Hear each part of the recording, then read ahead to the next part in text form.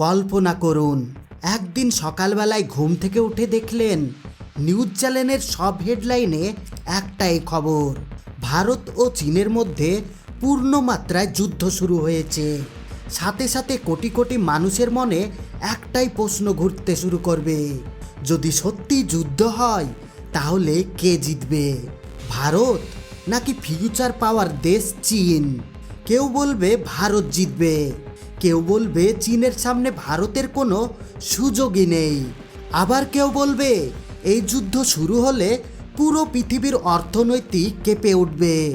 কিন্তু সত্যিটা আসলে কি?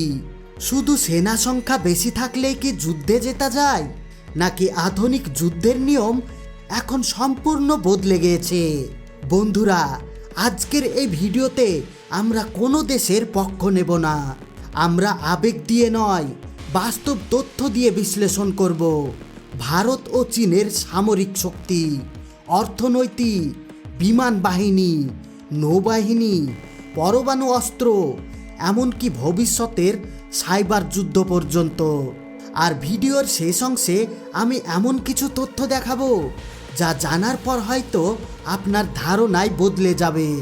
তাই ভিডিওটি স্কিপ না করে শেষ পর্যন্ত দেখতে থাকুন, কারণ আজকের এই যুদ্ধ বিশ্লেষণে আমরা খুঁজে বের করার চেষ্টা করব ভারত ও চীনের মধ্যে যুদ্ধ হলে আসলে কার জয়ের সম্ভাবনা সবচেয়ে বেশি, কেন ভারত ও চীনের মধ্যে যুদ্ধের আলোচনা বারবার সামনে আসে। বন্ধুরা, ভারত ও চীনের সম্পর্কে কখনোই পুরোপুরি স্বাভাবিক ছিল না। এর প্রধান কারণ হলো সীমান্ত বিরোধ। হিমালয়ের বিশাল পর্বতমালা জুড়ে হাজার হাজার কিলোমিটার সীমান্তের অনেক অংশ নিয়ে আজও দুই দেশের মধ্যে মতবিরোধ রয়েছে, বিশেষ করে লাদাখ, আকসাই চীন এবং অরুণাচল প্রদেশ। এই সীমান্ত বিরোধ নতুন নয়, প্রায় 6 দশকেরও বেশি সময় ধরে এই সমস্যা চলে আসছে। 1962 সালে ভারত ও চীনের মধ্যে একটি বড় যুদ্ধ হয়েছিল। সেই যুদ্ধে ভারত বড় ধাক্কা খেয়েছিল, কিন্তু এরপর অনেক বছর কেটে গিয়েছে। আজকের ভারত আর সেই 1962 সালের ভারত নয়। একইভাবে আজকের চীনও আগের চীনের মতো নেই। দুই দেশই এখন বিশ্বের অন্যতম শক্তিশালী সামরিক ও অর্থনৈতিক শক্তিতে পরিণত হয়েছে। আর তাই যখনই সীমান্তে উত্তেজনা বাড়ে, তখনই পুরো পৃথিবী উদ্বিগ্ন হয়ে পড়ে। সেনাবাহিনীর শক্তিতে কে এগিয়ে? যুদ্ধের কথা উঠলেই প্রথমে আসে সেনাবাহিনীর প্রসঙ্গ, কারণ শেষ পর্যন্ত যুদ্ধক্ষেত্রে লড়াই করে একমাত্র মানুষই। চীনের সংকরীয় সেনা সদস্যর সংখ্যা প্রায় 20 লক্ষেরও বেশি। অন্যদিকে ভারতের সংকরীয় সেনা সদস্য সংখ্যায় প্রায় 18 লাখের কাছাকাছি। সংখ্যার দিক থেকে স্পষ্টভাবে চীন এগিয়ে, কিন্তু একটা বিষয় অনেকেই ভুল জানে, যুদ্ধ শুধুমাত্র সংখ্যার খেলা না, অভিজ্ঞতাও এখানে বিশাল ফ্যাক্টর। ভারতীয় সেনাবাহিনী দীর্ঘদিন ধরে কঠিন পরিবেশে কাজ করছে। কাশ্মীর, সিয়াচেন, উচ্চ পার্বত্য অঞ্চল, সন্ত্রাস বিরোধী অভিযান, এইসব ক্ষেত্রে ভারতীয় বাহিনীর বাস্তব অভিজ্ঞতা অত্যন্ত বেশি। অন্যদিকে চীনের সেনাবাহিনী প্রযুক্তিগতভাবে শক্তিশালী হলেও বাস্তব যুদ্ধের অভিজ্ঞতা তুলনামূলকভাবে সীমিত। এখানেই ভারতের একটি বড় সুবিধা তৈরি হয়। আকাশের রাজা কে? এখন প্রশ্ন হলো, যদি যুদ্ধ শুরু হয়, আকাশের নিয়ন্ত্রণ কার হাতে থাকবে? কারণ আধুনিক যুদ্ধে আকাশের আধিপত্য মানেই বড় সুবিধা। চীনের কাছে রয়েছে অত্যাধুনিক যুদ্ধবিমান, তাদের J-20 স্টিলথ ফাইটার বিশ্বের অন্যতম আলোচিত যুদ্ধবিমান। এছাড়াও রয়েছে J-16 এবং J-10 সিরিজ।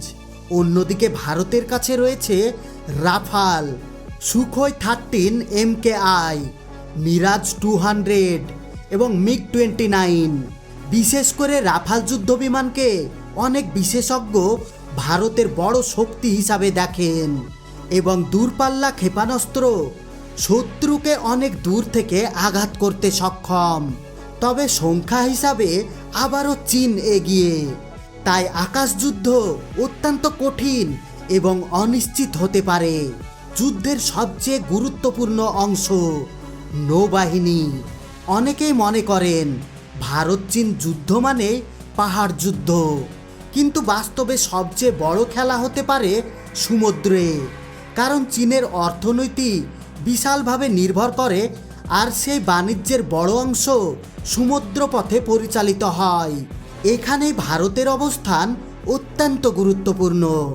ভারত মহাসাগর কেন্দ্রস্থলে ভারতের অবস্থান চীনকে চাপের মুখে ফেলতে পারে। ভারত যদি গুরুত্বপূর্ণ সমুদ্রপথগুলো নিয়ন্ত্রণ করতে পারে, তাহলে চীনের জ্বালানি ও পণ্যের সরবরাহ ব্যাহত হতে পারে। এই কারণে অনেক সামরিক বিশেষজ্ঞ মনে করেন ভারত ও চীন যুদ্ধের ফল নির্ধারণ করতে পারে সমুদ্র। প্রযুক্তির যুদ্ধ। বন্ধুরা, আজকের যুদ্ধ শুধু ট্যাঙ্ক আর বন্দুকের নয়, এখন যুদ্ধ হয় ড্রোন দিয়ে, স্যাটেলাইট দিয়ে, এমনকি কম্পিউটার দিয়েও। চীন বিশ্বের অন্যতম প্রযুক্তি শক্তি। তাদের সাইবার ক্ষমতা নিয়ে বহু দেশ উদ্বিগ্ন। অন্যদিকে ভারতও দ্রুত প্রযুক্তিগত উন্নত করছে। ভাবুন তো, যুদ্ধ শুরু হওয়ার কয়েক মিনিটের মধ্যেই যদি কোনো দেশের বিদ্যুৎ ব্যবস্থা বন্ধ হয়ে যায়, ব্যাংকিং ব্যবস্থা অচল হয়ে যায়, ইন্টারনেট বিচ্ছিন্ন হয়ে যায়, তাহলে কি হবে? এটাই আধুনিক সাইবার যুদ্ধ। এবং ভবিষ্যতে যুদ্ধের প্রথম আঘাত সম্ভবত বন্দুক নয়, বরং কম্পিউটার থেকেই আসবে। অর্থনীতির শক্তি। একটি যুদ্ধ যত দীর্ঘ হয়, অর্থনৈতিক গুরুত্ব তত বাড়ে। চীনের অর্থনীতি বিশ্বের অন্যতম বৃহত্তম অর্থনীতি। তাদের বিশাল উৎপাদন ব্যবস্থা যুদ্ধের সময় দ্রুত অস্ত্র ও সরঞ্জাম তৈরি করতে পারে। অন্যদিকে ভারতও দ্রুত অর্থনৈতিক শক্তি হিসাবে উঠে আসে। কিন্তু একটি দীর্ঘ যুদ্ধ দুই দেশের জন্যই বিপদ ডেকে আনতে পারে। কারণ এই যুদ্ধের কারণে কারখানা বন্ধ হবে, বিনিয়োগ কমে যাবে, বাজার ধসে পড়তে পারে এবং কোটি কোটি মানুষ ক্ষতিগ্রস্ত হতে পারে। পরমাণু অস্ত্র। যেখানে কেউ জেতে না। এখন আসি সবচেয়ে ভয়ঙ্কর অধ্যায়ে, পরমাণু অস্ত্র। ভারত এবং চীন দুই দেশই পরমাণু শক্তিধর রাষ্ট্র। দুই দেশের কাছেই রয়েছে দূরপাল্লার ক্ষেপণাস্ত্র। কিন্তু এখানে একটা ভয়ঙ্কর বাস্তবতা রয়েছে। পরমাণু যুদ্ধ শুরু হলে আসলে কেউ জেতে না। সেখানে শুধু ধ্বংস হয়, শহর ধ্বংস হয়, অর্থনৈতিক ধ্বংস হয়, মানুষের জীবন ধ্বংস হয়। তাই বাস্তবে কোনো দেশ এই পর্যায়ে যেতে চায় না। যুদ্ধ হলে বিশ্বের কি হবে? ভাবুন, বিশ্বের সবচেয়ে বড় দুই দেশের মধ্যে যুদ্ধ শুরু হয়েছে। কি হবে তখন? তাহলে দাম বাড়বে, বিশ্ববাজার কাঁপাবে, শেয়ার মার্কেট ধসে পড়তে পারে, আন্তর্জাতিক বাণিজ্য ক্ষতিগ্রস্ত হবে। কারণ ভারত এবং চীন দুই দেশই বৈশ্বিক অর্থনীতির গুরুত্বপূর্ণ অংশ। তাই এই যুদ্ধ শুধু দুই দেশের মধ্যে সীমাবদ্ধ থাকবে না, এর প্রভাব পড়বে পুরো পৃথিবীতে। এখন আসি সবচেয়ে গুরুত্বপূর্ণ প্রশ্নে, তাহলে যুদ্ধ হলে কে জিতবে? যদি শুধু সেনা সংখ্যা দেখা হয়, তাহলে চীন এগিয়ে থাকবে।